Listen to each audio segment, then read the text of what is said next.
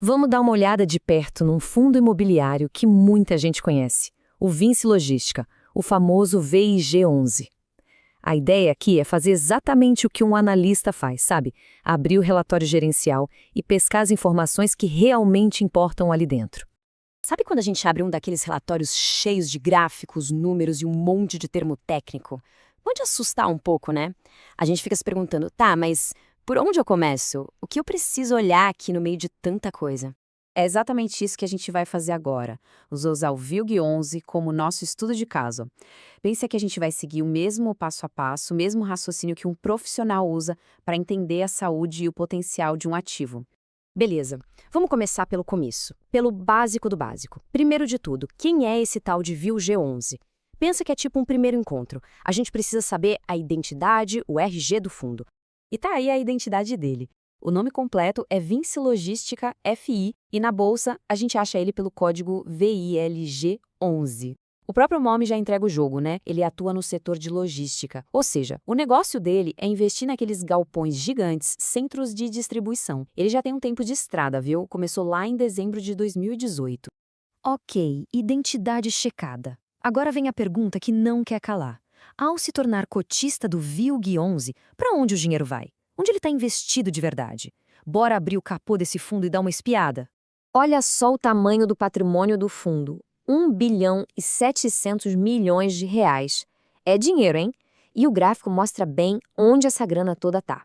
A fatia maior, mais de 1,2 bilhão, tá em imóveis mesmo. É o famoso tijolo. Mas olha que interessante, eles também têm uma baita reserva, mais de 600 milhões em aplicações financeiras. É um colchão de segurança importante. Tá, mas e quem tá alugando esses galpões todos? É qualquer um? Que nada! Olha esses nomes: Ambev, DHL, Tokstok, só peixe grande. São empresas que dão uma segurança danada pro fundo. Mas o ponto-chave para mim tá aqui. O fundo tem 60 inquilinos diferentes. Isso, pessoal, é o que a gente chama de diversificação. É uma jogada de mestre para diminuir o risco. Pensa só, se um inquilino resolve sair, ainda tem outros 59 lá pagando o aluguel. Beleza, já sabemos o que o fundo tem. Agora é hora de fazer um check-up, ver se a saúde dele está em dia. E para isso, a gente vai olhar dois pontos cruciais: a ocupação dos imóveis e o tamanho da dívida. Mas antes, rapidinho, vamos alinhar um conceito que aparece muito: alavancagem. O que é isso? De forma bem simples, é quando o fundo pega um empréstimo para comprar mais imóveis. A aposta é que o aluguel desses novos imóveis vai ser maior do que os juros da dívida. É uma ferramenta para crescer mais rápido, sabe? Mas, claro, tem que ser usada com muito cuidado. E essa imagem aqui deixa a situação do VLG11 super clara. De um lado, as dívidas, 228 milhões e meio. Do outro, o que ele tem em caixa em aplicações que viram dinheiro rápido, mais de 600 milhões. Ou seja, o fundo tem mais que o dobro do que deve guardado.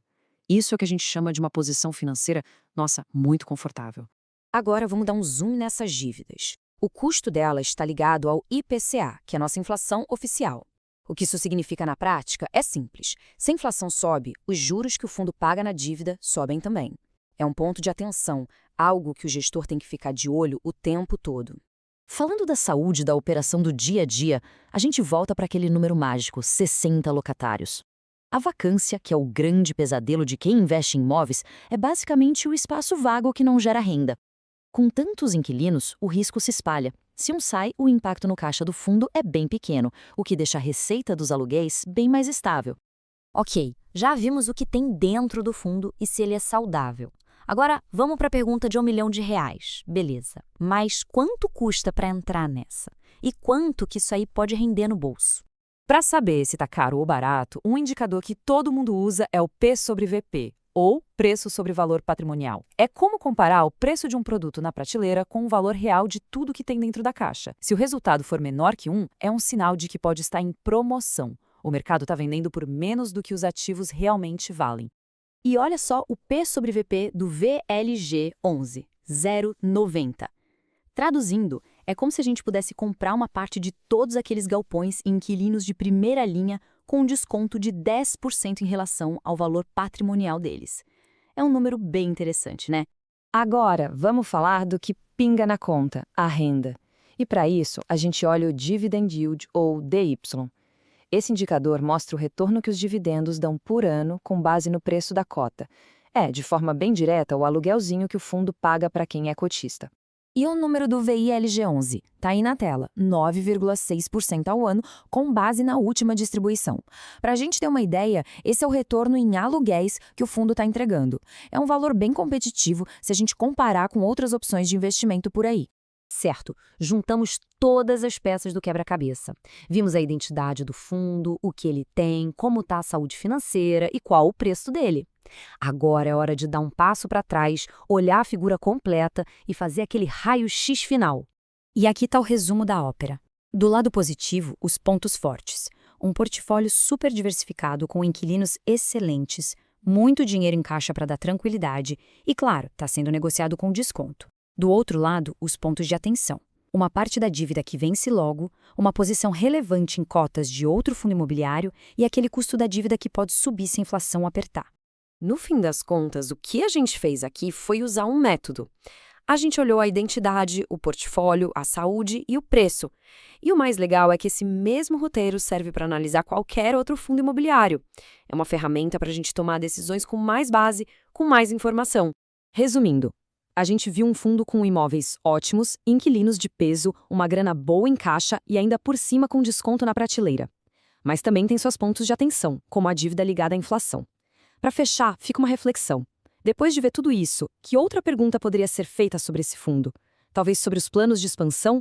Afinal, analisar o investimento é um processo contínuo e fazer as perguntas certas é o que leva a decisões mais inteligentes. Se gostou, curta e compartilhe. Não esqueça de se inscrever no canal.